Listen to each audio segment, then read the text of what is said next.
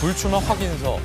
민주당 의원들에게 공문이 발송됐다는데 다음 선거에서 불출마할 사람은 여기에 서명해서 보내라라는 불출마 여부를 물어서 비명계를 중심으로 반발이 나오고 있습니다.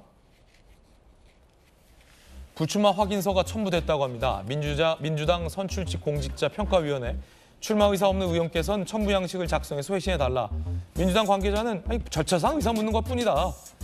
중진 의원실의 관계자는 사실상 불출마를 강요한 거 아니냐, 종이 한 장으로 불출마를 강요한 거 아니냐라고 발끈하는 반발하는 목소리도 있었다고 합니다. 그 가운데 비명계에서 이상민 의원에 이어서 두 번째로 탈당을 시사한 의원이 나왔는데요. 이원욱 의원입니다.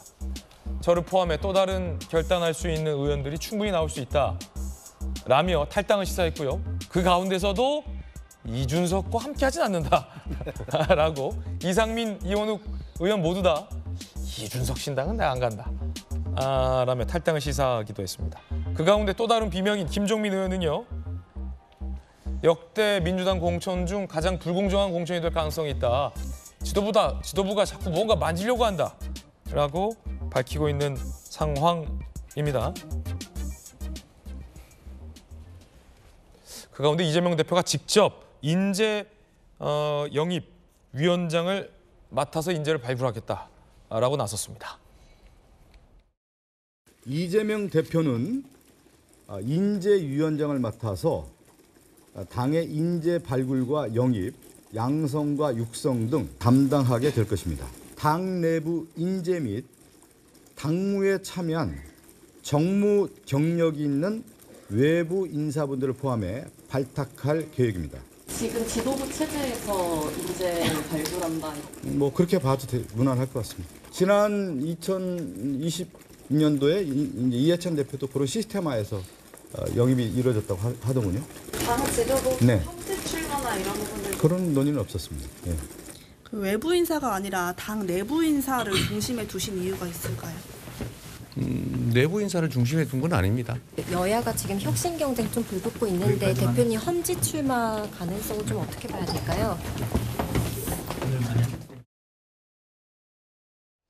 이 공천과 관련해서 비명계들의 시끌시끌한 반응이 있는 가운데 이재명 대표가 인재위원장을 맡겠다라고 나섰습니다. 비명계 이원욱 의원은 이재명 대표 험지 출마하라라고 요구했습니다.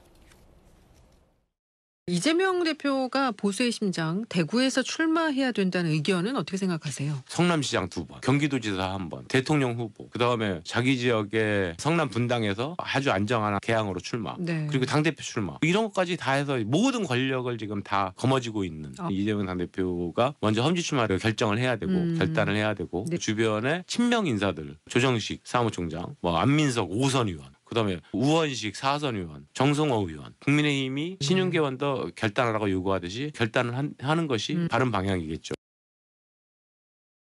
한민수 대변인, 네.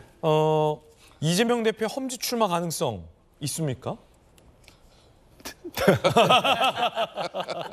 그리 물어보시니. 네. 저희 총선기획단이 막 출범해서 월요일에 첫 회의를 했고요. 거기에서 22대 총선을 어떻게 치를 건지에 대한 기본적인 방향과 일단 저희들은 혁신과 미래, 민생을 잡고 이제 분과도 만들었습니다.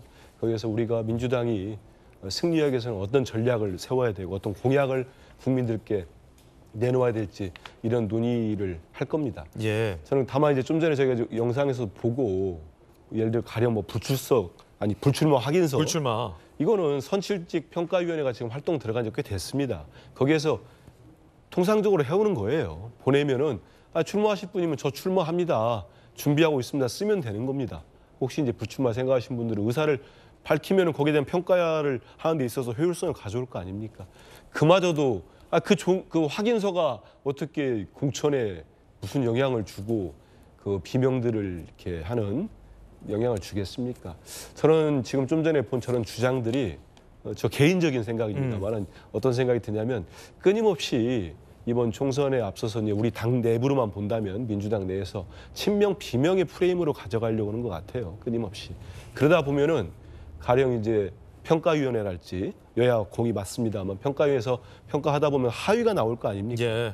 근데 이렇게 프레임으로 하다 보면은 하위면은 당연히 이렇게 감점을 받아야 되고 뭐 공천 과정에서 불이익도 있어야 되는데 그러지 않게 이렇게 굴러가는 경우도 이렇게 본 적이 있습니다. 가령 뭐 예전에 친문 반문 하듯이 있었기 때문에 저는 지금 뭐 아직 시작도 안 했고 총선 기획단 그 이후에 이번에 인재위원회도 떴고 다음에 이제 공천관리위원회도 뜨고 할 텐데 지금 이른바 비명으로 지칭되는 몇 분들께서 벌써부터 역대 유례 없는 불공정 경선이 될 거라는 거는 미리부터 이런 프레임도 만드시려고 하는 거고 본인들이 어떤 결과가 나오더라도 혹시라도 뭐 그런 걸 미리 이렇게 얘기하는 거 아닌가 싶어서 과연 바람직한가 이런 생각은 좀 듭니다. 네, 아직 뭐 시작도 안 했다 본격적인 좀 너무 성급한 비판이다라는 의견 전해드리고 있습니다. 그 가운데 조국 전 장관의 출마 이야기도 솔솔 나오는데 내부에서 고민정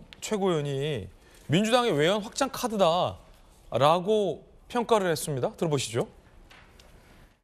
충분히 본인을 다 불사르더라도 필요한 곳이 있으면 던지실 수 있는 분이 제가 아는 조국 장관님이시거든요. 그러나 정치라는 곳은 지금의 또 상황은 그렇지가 않기 때문에 좀 더 신중하게 결정하셨으면 좋겠다 하는 개인적인 생각이 좀 들고 그러나 개인적 감정을 빼고 민주당의 입장으로 봤을 때는 외연을 조금은 확장할 수 있는 카드로서 활용되어질 수도 있다.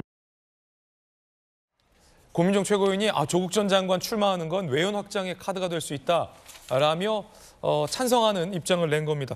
김근식 교수님.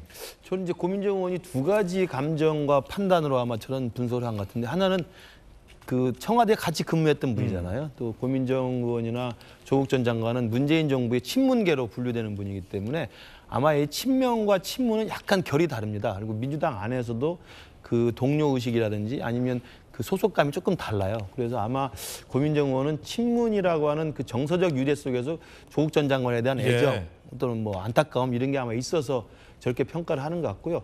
그다음에 또 하나의 판단은 아까 저는 유심히 본 대목이 우리 당의 외연 확장에 도움이 될 수 있다고 이야기를 하는데 이게 볼 때는 저희들이 보는 것과 바깥에서 볼 때 저는 다른 이야기잖아요. 왜냐하면 조국 전 장관이 만약에 출마를 하게 되면 오히려 중도층이 이탈할 수 있고 이른바 내로남불이 다시 재환기되고 소환되면서 민주당에 불리하지 않겠냐 그러는데 민주당의 외연을 확장할 수 있다고 이야기하는 거 보니까 물론 뭐 친문, 친명을 다 두루두루 다 아우를 수 있는 카드로서 융합이 되면 좋지 않겠냐 생각도 있습니다만 저는 민주당의 외연이 확장된다는 고민정 의원의 저 생각은 전제가 그거일 것 같아요. 민주당 공천을 받아서 출마하면 저렇게 가능하다고 생각할 것 같습니다. 그러나 아마 지금의 정치 지형상 민주당에서 민주당 당의 공천으로 조국 전 장관을 할 수 있겠습니까? 제가 볼 때는 쉽지 않을 거고 따로 나가서 뭐 비례정당을 만들든 무소속으로 나가지 이렇게 할 거기 때문에 저는 민주당 전체의 외연 확장에는 저는 도움이 별로 안 될 거라는 게 제 개인적인 생각입니다. 국민의힘 입장에서는 오히려 지금 거론되고 있는 조추송 세 분이 출마해주면 좀 출마해줬으면 하는 바람도 좀 있던데 국민의힘 쪽에서. 제가 올 연초부터 이제 이 조국 카드에 대해서 이 반드시 연말되면 이 조국 카드는 살아난다. 그 이야기를 했는데 현실화되고 있는데요. 예언적중. 그런 거죠. 이게 민주당은 이제 팬덤 정치의 중심이 보면은 개딸들과 지금 현재 문파가 있어요. 물론 문파가 이제 세력 구도적인 측면에서는 많이 이제 시그러들었다 그랬지만은 그걸 다시 부활시키고 일정 부분 구심 역할을 할 사람이 필요한데 그걸 문재인 대통령 입장에서는 조국으로 보고 있는 문파 부활의 핵심. 그렇습니다. 그래서 이제 평산 책방에서부터 여러 형태로 문재인에 대한 애정을 문재인 전 대통령께서 여러 형태로 피력을 했지 않습니까? 그게 지금 이제 현실화되고 있는 것이고 뭐 이게 나가서는 이제 민주당 입장에서는 사실상 보수 진영에서는 저런 전략을 잘 쓰지를 못하는데 민주당에서는 상당히 전략적 유연성이 있어요. 그러니까 예언 확장적인 측면에서 이제 총선이라는 것은 전국에 많은 득표를 해내면은 비례 의석에서 월등하게 또 우리 국민의힘보다 유리해지는 겁니다. 그런 측면에서 예언 확장을 위하고 더군다나 지금 현재 국회에서 그 선거구 재개편 정개특위에서 이 합의가 이루어지지 않으면은 47석의 비례석에 지금 30석 캡이 씌워져 있잖아요. 이 만일 캡이 풀어졌다 하면은 조국 신당 같은 경우는 상당한 예언 확대에 저 분석이 일리가 있다. 민주당에 상당히 큰 기여가 될 수 있는 거죠. 네, 흥미로운 분석입니다. 자, 저희들은 60초 광고 보고 돌아와서 김진애 더 라방으로 이어가겠습니다.